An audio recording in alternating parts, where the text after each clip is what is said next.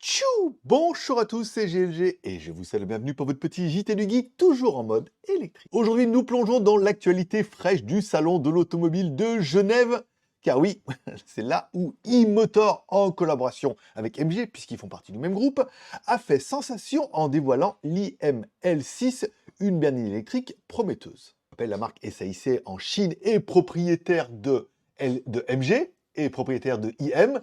Donc, forcément, vous avez déjà vu les news précédentes, ils vont vendre la marque IM sous la marque MG. Alors, on ne sait pas si ça va être dans le même réseau en gardant la marque IM, ou ils vont rebadger les voitures IM en MG. Encore une fois, Renault et Dacia le font très bien dans certains pays. Cette voiture représente une évolution marquée de langage de conception d'IM Motor avec une face avant épurée, pas mal, et des phares aiguisés pour une allure plus dynamique. De plus, ses dimensions généreuses de 4,9 mètres par 1,9 mètres par 1,4 mètres de haut, avec un empattement de 2,9 mètres, la positionnent comme une berline familiale offrant un espace intérieur confortable. L'IM-L6 sera proposé en version monomoteur et bimoteur. La version monomoteur, probablement à propulsion arrière, c'est ça, propulsion, parce que la dernière fois je me suis trompé, propulsion arrière, propose un moteur de 216 kW, soit quand même, ouais, 294 chevaux, tandis que la version bimoteur, donc quelque part version intégrale, offrira jusqu'à 579 kW combinés, soit environ 786 chevaux,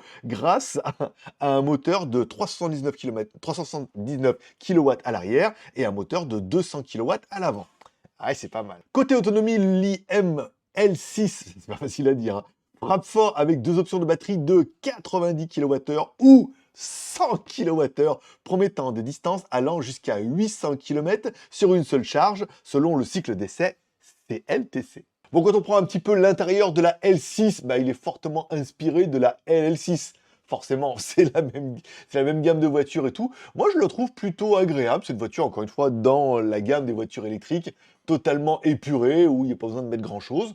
Voilà, vous me direz ce que vous en pensez en commentaire. Bref, fondée en 2020 par un partenariat entre SAIC, Alibaba Group et Zhongyang High-Tech, e-motor se lance désormais en Europe et en Amérique du Sud, utilisant les canaux de vente MG pour laisser planer le doute sur le branding final des véhicules.